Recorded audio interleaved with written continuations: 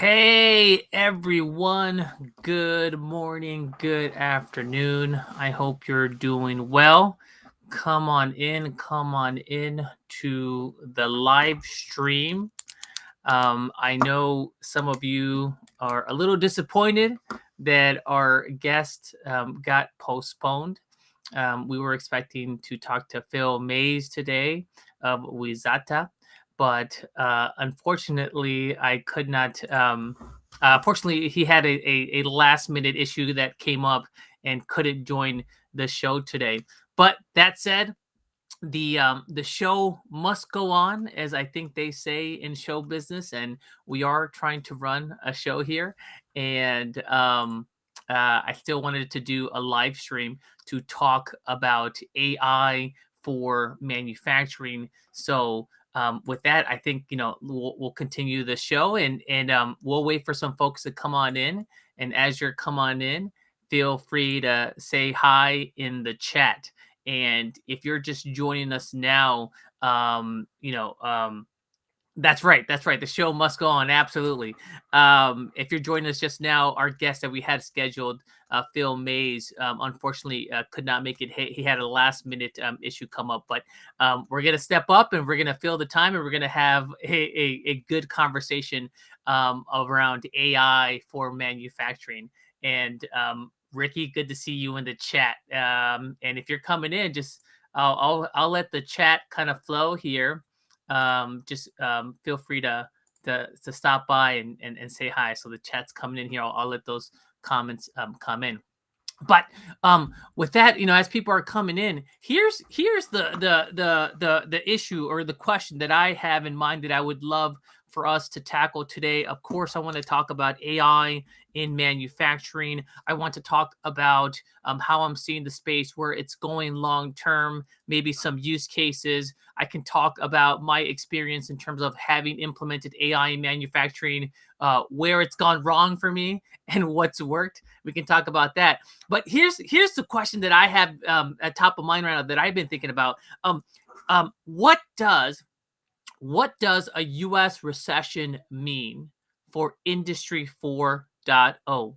And I would love for folks to start chiming in on that and to add and to kind of help me think about this. And I haven't really formulated my thoughts too well on this. This is just something that I've been thinking about the last couple of weeks now.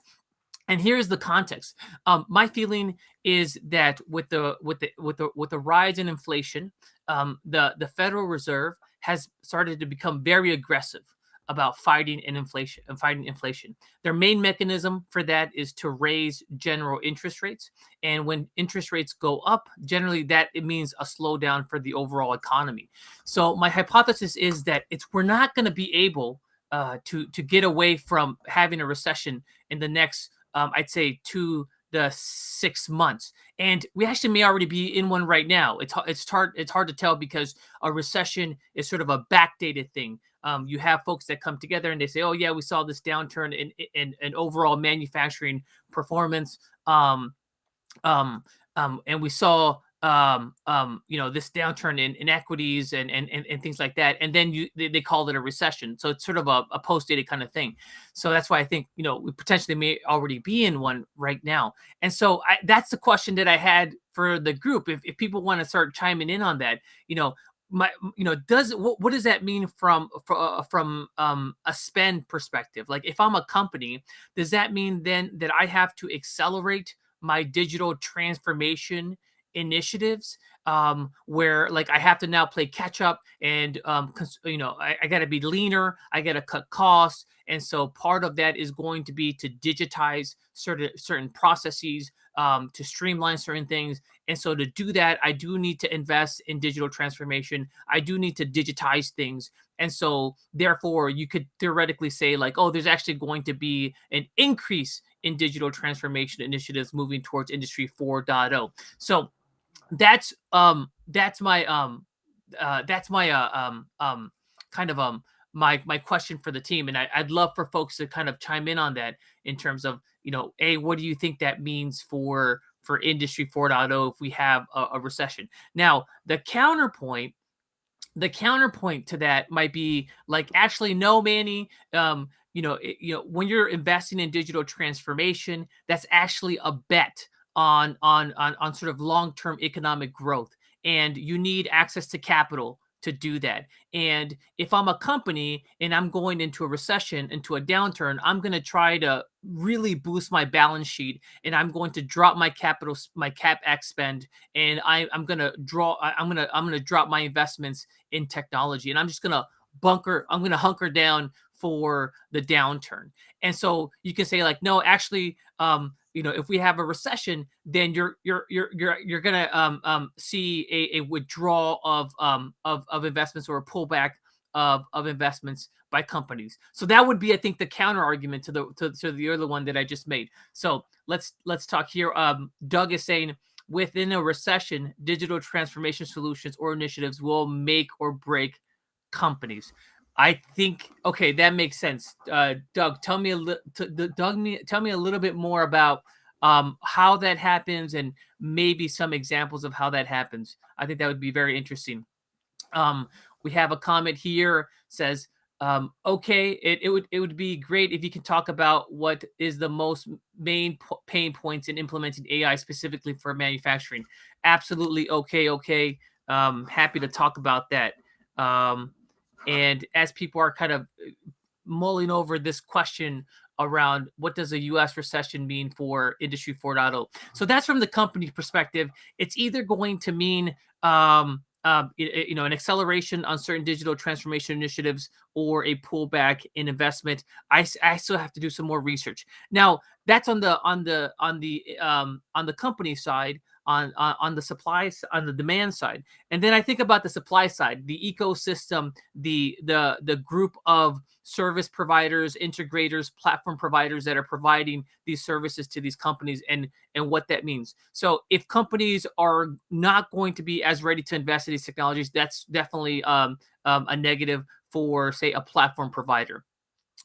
However, I also think the other implication is that a lot of Industry 4.0 companies have been funded by private equity, and so if private equity is less readily available, if fundraising is a little bit harder, then I think it's going to be harder for some of these companies to go out and to provide digital solutions to companies as well. And so I can see a pullback in the Industry 4.0 unicorns that have popped up, or platform companies that have popped up to help enable some of this digital transformation work. So I can see that as well. That's it. So a lot of different components. Let's see, going back to Doug here, having the ability to build efficiency, synergies, and move at the speed of data comes in, can create can create the exact solution for a business or organizations to pivot to a winning state, rather than sitting in lurch waiting for the market to trend, to change around to you, or to have the market to serve. So okay, so just improving your efficiency and your agility to move around. That's kind of what I'm gathering there. So mull on that, think about that, and I think that would be interesting. If you track my channel, I think I'm going to spend a little bit more time trying to think about that, and trying to see what the implication is. Some of you may know I have a background in finance, so a little bit of a background on me for folks that are new to the channel. I run Big Plasma AI. We are an AI solutions innovation lab for Industry 4.0 for manufacturers and industrials. And previous to that, I was at an AI IoT startup based here in Chicago, one of the fastest growing startups in the US, fastest to the unicorn $1 billion valuation status. And then previous to that, I was at a financial services company doing quantitative investment strategy work. And so, I started my career in finance, and so recessions and what markets are doing, I always kind of, I always go back to that, because I feel like there's just so much downstream and macroeconomic effects that those things have. And so I always think about like, well, what's the broader market going to do here? So more to come on that, and so stay tuned on that. But with that, let's talk about ROI. Let's talk about AI in manufacturing. I'll give you my general thoughts. And again, Would love for you to chime in. Would love for you to add your commentary. What don't you agree with? What do you see differently? But when I think of Industry 4.0, AI in manufacturing, there's usually one company that comes to mind that to me is sort of the poster child for where everything is going to be going. And for me, that's Tesla. I think Tesla is sort of showing you where every manufacturer needs to be in 5 years and 10 years. And really, the main sort of showcase there is what they're doing with their new products and new revenue streams that they're able to generate based on their digital platform, their data first platform, and using AI and machine learning. And here are the examples that I would give. For sure, FSD, full self-driving, autonomous driving vehicles. That's going to be a new service that's going to be rolled out. We think sometime this year, maybe next year. But essentially, I think it's retailing for $6,000. $6,000. The existing fleet of Tesla drivers can upgrade their car to have autonomous driving capabilities. So that's going to be an additional revenue stream that's coming in from Tesla using AI. Then they also are selling insurance to their customers, so they're able to take the data that's coming off of their cars, and they're able to price insurance like no other insurance provider can price, and provide insurance to their customers. That's a new line of revenue, and a new product that they can roll out because they have the IoT infrastructure, the analytics infrastructure, and the financial know-how to price those insurance packages. There's also talk about them opening up their AI infrastructure and software to other people that want to train reinforcement neural net type of models the way that Tesla does it. So, in order to get to something like FSD, like full self-driving, there's a lot of hardware spend. You have to set up your own servers. You need specialized compute, TPUs, GPUs. It's hard to set this up, and it's not always readily available from a place like AWS or GCP. And so you have to stand up a lot of that own infrastructure. Then you're also building a lot of custom software to train those models as well. And the benefit, or sort of the key IP, comes from the mix of hardware and software to train these models, and of course to deploy them and to put them into action, collect data, and retrain. Now, Tesla's talking about opening that up with a new product called AI Dojo. So it's essentially going to be an AWS type of service where I would be able to hit their Dojo servers, train my model, set up an API connection, and have that model output results to wherever I want it to output, or maybe take that that model that's finally trained and put it into my own infrastructure. And so another line of revenue that's coming off of their data platform, their AI and machine learning services and products. And so when you look at Tesla, I think they're showing you where manufacturers need to be going. They need to get to a point where they are generating new services and new products that are anchored by data and machine learning and AI.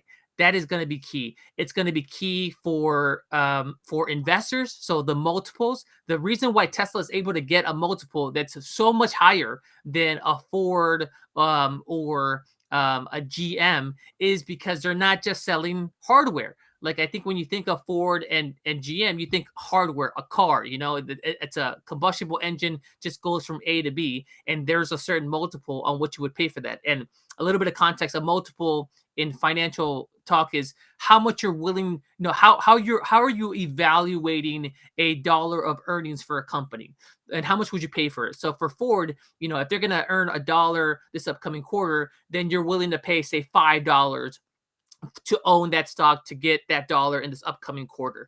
Well, for a Tesla, it might be $20. You're willing to pay $20 for that dollar that's coming up in this next quarter. And in part, it's because you're betting on what Tesla is going to be able to do from a revenue perspective in the next couple of years. You're betting that Tesla is going to be able to sell AI, machine learning, software, SaaS, to their end customers, and they're going to build a giant moat, and that's going to be super sticky and super profitable. And so that's why you're willing to pay a much higher multiple for a company like Tesla versus a company like GM. Now, the multiple then that translates into a much larger market cap. So if people are willing to pay more for you or for your company from multiple perspective, that means that you're just going to be much, much bigger. And so now from a valuation perspective, Tesla is worth, I think, more than GM and Ford and Toyota all put together. And that's, that's been pretty remarkable. And so the point here is that if you're a manufacturer, that's how you need to be thinking. My digital strategy in 5 years needs to include some new form of revenue services that I'm bringing to market that is something other than the widget that I'm producing. Like, you just can't produce a dumb widget that gets bought every 2 years and gets serviced on a regular basis. Like, to me, that's just not going to be a tenable model anymore. And the disruption that you're seeing in the automotive space done by Tesla in a very short period of time. Again, Tesla, like, if you look, I put out a graphic recently on LinkedIn around Tesla's valuation. In 2017, they were not even on the map in terms of, you were ranking companies by valuation, automotive companies by valuations in the world. 2016, 2017, they don't even register on the map in terms of the top 10, top 15 largest automotive manufacturers in the world. And since then, they just skyrocketed to dominate the market and to be valued more than the next 5 largest automotive manufacturers combined in a very, very short period of time. And, if you're Toyota, the wrong time to be reacting to a Tesla is 2 years ago. Okay, that's just too short. Once you see a Tesla going up the leaderboard, you're already too late. If you're a Toyota or a GM or a Ford, the right time to have taken action was 5 years, 7 years ago, when Tesla wasn't even on the map. And for a lot of manufacturing spaces, for a lot of industrial spaces, I think there's something similar that's going to happen over the next 5 years.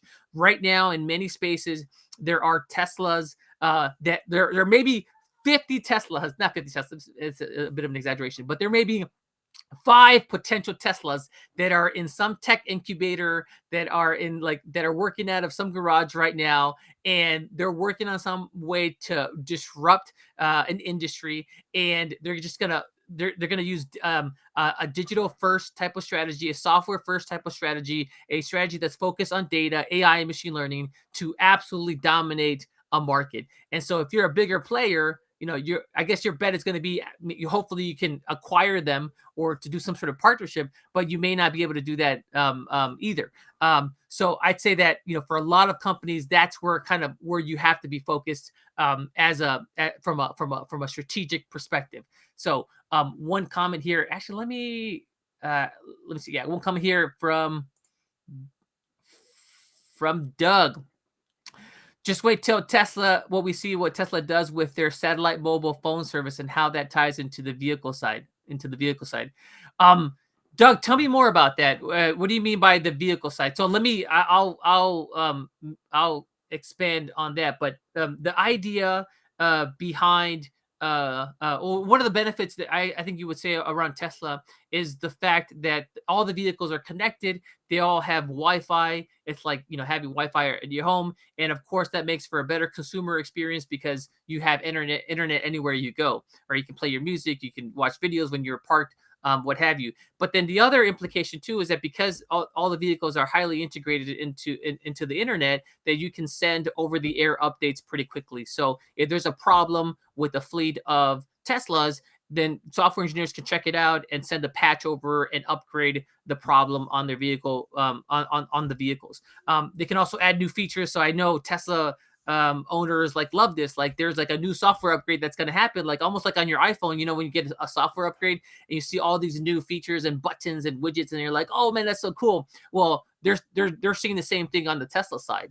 And so that's really neat as well. So Doug, would love to hear what when you say vehicle side, how you think that ties into that. So I would say, that's kind of where I would say many manufacturers and industrials need to be going. I think it's gonna be difficult, of course, because change is pretty hard for established companies. I think that's just been kind of the norm going back for a while. But I think that's kind of where good leadership has to to direct their companies. So if that's where companies need to be going, this point out in 5 years where they're generating revenue from data driven, AI driven services and products, where do you get started? How do you get started? If you're an industry 3.0 company, where's how do you, what's the path to getting to that point? And this is a question that I get quite a bit. I'm working with a lot of primarily industry 3.0 players that want to get down to that path. And typically, what I would say is like, new services and new products. What Tesla is doing right now, that is late stage. That to me is sort of a level number three, a stage number three of where you're trying to get to. Yes, it's awesome to have that kind of in your 5 year plan, but if you're just getting started, that's way too. I think that's too ambitious. That's gonna actually gonna be somewhat hard to do if you're just getting started. If you're an industry 3.0 player, the first step you want to start is with streamlining your operations. And this means, driving down cost, increasing quality on your factory floor, or making it easier for your folks to service your existing client base. And here we oftentimes talk about a number of use cases. The most straightforward use case there is predictive maintenance, predictive quality. So this idea of anticipating when a machine is going to fail via anomaly detection, things like that. And then there are a number of different use cases that we can work through, with the most complicated one being around optimizing your overall production flow. So I'd say, the easy one is predictive maintenance. You're going to anticipate when something is going to fail a machine. And then there are many different options. And then the hardest one is optimizing and simulating your entire production for a factory. I think that's kind of hard. And then I would say there are maybe 10 different flavors of use cases in between those two. But I like to frame it like that. I was like, hey, we're going to start with streamlining your operations, and here are the different options that we can look at.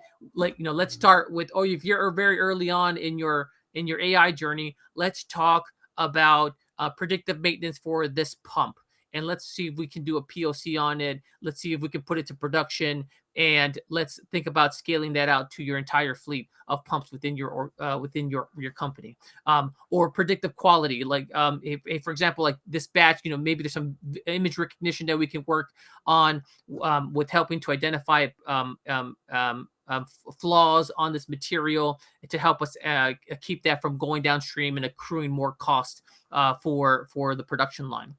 So different types of use cases. I like starting with streamlining operations for a couple of reasons. One, the use cases are pretty clear cut. These are, predictive maintenance is something that's been happening for a long, long time. It's different now that we can add data and machine learning to it, so you have better tools for it. But the technology is pretty mature, so you're not going to have a lot of engineering risk. The risk comes from the lack of data, and I would say the lack of infrastructure within an organization. Typically, these are the two main issues that I'm seeing, and this goes back to a question in terms of what are the main pain points that I'm seeing in terms of deploying AI for manufacturing. Pain point number one is lack of data or lack of access to data. I'll get brought on board with the company, and they want to do predictive maintenance, predictive modeling, and they just don't have enough historical data to do the type of modeling that they want to do. Either they don't have the sensor reading on data that goes back far enough, or they don't have the necessary failure data that's necessary to train what we would call supervised learning models. Essentially, you're predicting the likelihood of a failure happening within a certain time period. Now, you can remedy that by doing other types of techniques like anomaly detection that don't require as much data, but still, you still need a certain amount of data to test out the proof of concept. So that's, I think, pain point number one is lack of quality data. Pain point number two tends to be the infrastructure in terms of getting access to the data. So you might have a historical snapshot of the data, but then if you're pushing something to production, do you have access to it in real time in the way that you would need it to make the model relevant to the end user? That's not always the case. So I'd say that's pain point number two. Pain point number three, I would say, is around skepticism around AI and machine learning. I feel like there's just been a lot of hype around AI, and to when you get on a factory floor and you start talking to an operator or a manager, these folks are busy. They have like tight shifts. They're dealing with disruptions. They're like super busy. The last thing they need is someone from corporate that's working on a science project on their factory line. They're gonna try to get rid of you as soon as possible. But those folks are the most important to some of these initiatives.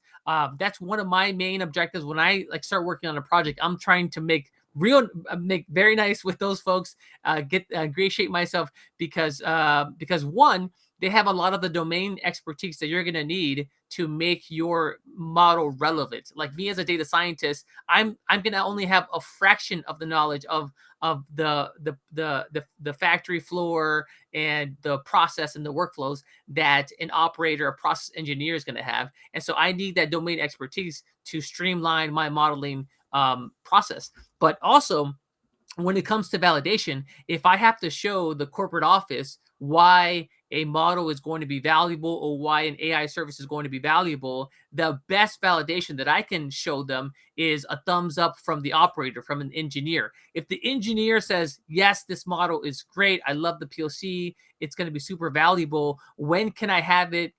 When can I have it? When can I have access to it? That to me is worth a lot when it comes to validation, when it comes to funding the actual scaling out of the project and the process. And so that would be pain point number three, is getting those folks that are somewhat skeptical on board and winning them over, because again, they're super busy and they don't have time to spend on another corporate AI science project that's not going to go anywhere. So I'd say that that's a big pain point.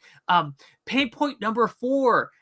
This one is really hard because I'm having flashbacks right now. But it's system integration. So you have a POC. You have it's promising, looks good, but now you want to push it to production. Well, how do you plug that into the company's system and in a way that still maintains the effectiveness of the model, but then also works well within that ecosystem? A lot of companies have a mismatch of different systems that are plugged together. They don't all work together. You don't always have a common view across all systems. There are data pools here and there, and so that can be challenging as well. So even if you have a great model, it looks great on your own servers, on your own cloud instance, it's not going to do so well when you push it to production. So I think integrating into an existing legacy stack, especially an industry 3.0 legacy stack, can be somewhat problematic. I think that's super painful. And then there's one last one that I think is coming to mind. Last pain point that I would talk about. I'm sorry, like it's that question really kind of got me going, because the pain is funny. Somebody once told me that you remember almost every painful moment in your life, but the good ones, like, you forget it so easily. And so having been like on some of these painful projects, just thinking back, like it's like seared into my memory, like some of these projects. But pain point number five is around business value. Yes. So focusing too little on business value too late in the game. And I'll tell you a story. I worked with a top tier automotive manufacturer. I won't say the name, but you would know them for sure. And we did a great POC. Models were great. I thought everything was awesome. The data science was great. We got validation from the engineers.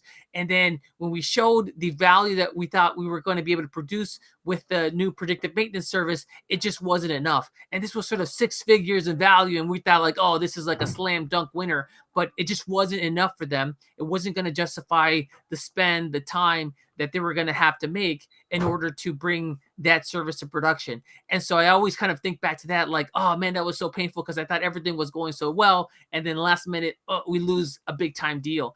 And so I'd say focusing on business value, focusing that on too late in the game, when I think you always have to think about like, hey, if I if I have to prepare a board member or an executive, to make the case for this project in front of the board, what do those talking points look like? What do those numbers look like? How do they justify? How do you make it super easy for an executive to make that case? I'm always kind of thinking about that well in advance, because I just don't want to waste any time. So with that, let me check the chat. Let me bring up some chats here, and I think Doug's got something here. Back to IoT and security. How do you ensure that your self-driving car is up to date and is not attacked by bad actors? You can use the mobile phone service to control this and control updates to increase security. I think that is a good point, Doug. You know what? I like to talk about security. Security is not thought about or not talked about enough when it comes to IoT AI. In some part, I think it's not as sexy as the AI part, but man, it's so important, and it's an underappreciated area. So I think that's really good. And then I want to show this nice little graphic that Doug put together. That takes some talent. This is like a game of charades here. Phone, satellite, power. Okay. Mark's got a question here. Let's see, Mark, what response do you get from customers, and how do you deal with the model drift in AI and ML projects in the US of A? ML Ops deals with this, but it can be seen as yet another ongoing cost. Mark, good question. Good question. I think that you're gonna get some pushback on this, because I think you're right. It's an additional infrastructure. But that said, if you prepare, if we prepare our clients the way that we should, this should be part of the package as we're onboarding their team to take over whatever it is that we built. So a little bit of context, the way that we would work with the client is we would help with the initial training process. We would help with the initial POC, with the strategy work, and then also with the pilots and prototypes to show what's possible with AI and machine learning within their industry, within their factory, within their product line. And then what we want to do is we want to scale that out, productionalize it, and push it to their ecosystem as soon as possible. We don't want to stay there forever. We just want to build it and push it to their infrastructure and train their people up on how to manage that moving forward. And if there's like a real big issue that comes to play, then to bring us in. And part of that onboarding process is going to be around model ops, is the education. Now, for context for everybody else that maybe is not familiar with this, Mark, let me give a little bit of context.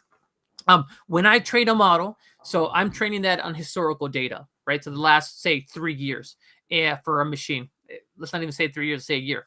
Last year for a particular machine, I'm taking that data, I'm looking at the failure events, and I'm training a model so that that model can anticipate when that failure is going to happen again, say in the next 7 days, in the next 14 days. Now, the key point here is that that model is trained on historical data. And history, they say that the future or the present or in future, it doesn't exactly replicate history, but it sure does rhyme. That's oftentimes the case. That's the whole point of models, is the idea is like, well, you can tease out signals from the historical data and you can make predictions on it. That's the whole premise there. But that's not always the case. I'll give you an example. I was working with a machine and it was always being used in a particular context. And then they moved that machine, they changed the context. It was in a harsher environment. It was being worked harder. Now my model is no longer relevant. It's no longer relevant. I got to retrain on that model. And so the expectation that I would have as I'm onboarding those new data scientists, new data analysts, is that you're going to have to watch the performance for this model as it's prediction, as it's predicting. And I like to do that in a couple of ways. One, you can have certain metrics that are put in place that alert you as a data analyst, as a data scientist, as to when a model is not working. But I think the best signal is when the operator either starts ignoring the output of that model or tells you that the model has just been way off for a long period of time. And so I would say that that's sort of the best indicator there. And so to answer your question, Mark, I think it's just a matter of education. If AI machine learning is going to be a core part of your comp, it's going to be a core competency for you, and it's going to be a value driver for you. Model ops is something. It's an infrastructure that you're going to have to invest in. There's just no way around it. If you're going to have models predicting stuff, you need to maintenance them. They're like machines in themselves, right? Like when you buy a machine, you don't expect for it not to be maintenance. You don't expect for it not to not to break down every so often. You don't expect that to have a repair every so often. Models are that way as well. You should expect that you're going to need some maintenance. You should expect that every so often they're going to break. You're going to have to retrain them, and that's okay. And if that happens, typically it's either like a simple retrain, like let's just get the most recent 3 months worth of data and let's X out the 7 months of data after that, and then let's just retrain on 3 months and and have a better model. Or it's a complete rebuild of the model, and if you have the infrastructure in place and the processes in place, that shouldn't be so painful. That shouldn't be too painful either.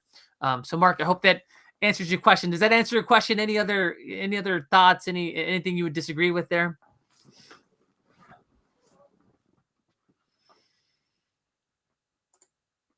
Okay. Going to the chat. So I talked about the pain points. I talked about streamlining operations. I talked about where I think manufacturers have to go and where they need to start in terms of streamlining operations. So that's, to me, is step number one, is trying to reduce costs within your factory line. The other reason why I like that too is because you're essentially trying to fund future innovation by those cost savings. So if I can show a company that we saved X amount of thousands of dollars via these streamlining operations initiatives, I have a better footing to say, hey, like for this revenue generating stuff that we want to do for this these services that you can't really necessarily tie down to cost savings, but you might be able to tie down to customer satisfaction. You just have a better footing to make that case. So so to recap, I think you want to get to the point where you're generating new lines of revenue for your company, and you're going to want to start with streamlining operations. That's step number one. And then step number two, before you get to new lines of revenue, I think what you want to do is you want to try to improve the overall customer experience for your existing fleet of products. So I'll give you an example. I'm working with a device manufacturer, and they recently added telemetry to their devices. And so we've been working with them to think about how we might use that telemetry, that IoT, to do a couple of things that are going to make the lives of their customers easier. Number one, how do we anticipate breakdowns before they happen? This machine, it's a critical part of the customer's workflow. If this machine goes down, then they have to shut down a production for that day. That's really bad news. To the extent that we can prevent that, that's going to make our customers happy. And if we're calling them and say, hey, like in 3 days, we think that your machine is going to go down, that's a great way to build trust and confidence with your customer, add value with your customer. Very, very good. The second thing that we're doing with them is we're thinking about how we might help their service people be better prepared when they arrive on a service call. So, it's one thing to have a downtime event, but then you also don't want to prolong the downtime period for your customer. If it's 3 days versus 1 day, that's a big, big problem. And so the way that you would help minimize that is by helping your service operator have the maximum amount of information for that particular breakdown, for that particular machine, ready at their fingertips. So if we can get data, telemetry data, diagnostic data that's coming off that machine and give it to that service provider in advance, then we can increase the likelihood that that service provider is going to be able to turn around that job quickly and minimize the overall inconvenience to the customer. So that's area number two in which you might think about improving the overall experience for the customer. And the third area, which is actually really very neat, is the product managers are using the telemetry data to think about what the next generation of products needs to look like. So historically, from a manufacturer's perspective, you would essentially build a product and you would ship it. And then the feedback that you would get is returns or complaints or reviews on your product. And that's kind of how you would think about what you need to be doing next. Now with telemetry, you can see how customers are using your product in near real time and see where the errors are coming, what issues are happening, and you can use that to do a couple of things. One, if you have the infrastructure put in place to send over-the-air updates to upgrade the software and to improve that experience. And then second is to think about the design in your next iteration of products and your next iteration of in the next version of your particular build. And so that's another interesting way that I think these customers can, my clients are using this data. So that goes into improving the overall customer experience. There's a lot there. I think, right there at that point, what you're doing is you're trying to build trust with your customer, especially if you're transitioning from industry 3.0 industry 3.0, where you're just selling dumb unconnected products, widgets that are maybe somewhat commoditized, and you're trying to transition to industry 4.0, where you're selling smart, connected, data-driven products and services. That's a good way to start building the trust with your customer and starting to change how your customer sees you. Instead of them seeing you as just a typical manufacturer, they're seeing you as an innovative, data-driven solution provider that does more than assembling a widget that they buy every 4 years and only call you when they have a service problem. I think the business model where the only interaction you have with your customer is a negative one, that's not a good business model. I don't think it's a good business. So if your customer is just buying your product once and then the only time they contact you is if they're complaining about something breaking, I don't think that's a good experience, and you want to change that. And so this step number 2 around improving the experience for a customer, I think will help you do that. And then you get to step number 3, where Tesla is right now, where you're developing new products and services based on that. And at that point, you've built out the infrastructure, you've built out the culture, the processes, the skills to deliver that. So that's on what you can do. And then also B, you've also built the brand and the trust with the customer so that they are willing to try out your new product and your service. They are willing to try out your new data service that you're providing to them, and they trust you and they see you as a digital player, as a solutions player, not just as a manufacturer. And so that's the path that I lay out for my clients. I really like that. I think that's very compelling. Streamline operations, improve the overall customer experience, get to new products and new revenues. It's a really nice one. The other issue that I would say with my customers in terms of how the big hiccup right now is around getting started with the actual motion and the process in terms of AI innovation and machine learning. And for that, there's a process that I recommend called the AI sprint. I posted a video on that recently. You can check out my YouTube channel. You can check out my LinkedIn channel around that. But essentially, it's a 4-week structured process to get started, to start working on a use case, to get data, to train a model, and to prototype something. And so I think that's another area where there's room for improvement. Is a lot of companies don't have a process in place to get more innovative, to do more AI and machine learning work. And so we've been working a lot on that as well. Okay, so I feel like I've been going on for some time now. Let me check the comments here for anything that stands out. What do you all think? What do you think about that path? Does that make sense? Is that compelling? Have you seen something different? Is there an instance where you think that might not work? Would be very interested in hearing what the group has to say here. I mentioned Tesla as my poster child for Industry 4.0. Like, what other companies come to mind for you when you hear like innovators and major adopters of Industry 4.0 technologies, like setting the standard? Who else comes to mind?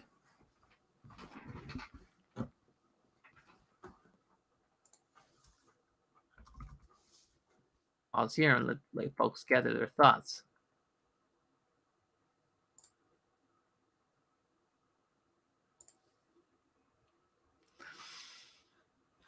Okay, So Tesla, I mean, yeah, pretty much Tesla is like the only one that comes to mind here. Okay, so I think if there are any other questions, any other comments, I think that'll do it for today's live stream. We actually went 45 minutes, folks. I didn't know what we were going to be able to do today, but again, as I mentioned, these things happen. That's the implication of doing a live show. You have technology issues, you have guests that have issues that come up last minute, and you have to kind of scramble and still kind of put on a show. I enjoyed this. I thought this was neat. Thank you for the comments, Mark, Doug. Thank you for your questions and your commentary. Really helpful. And follow me on LinkedIn. I'm going to continue to be talking about these things.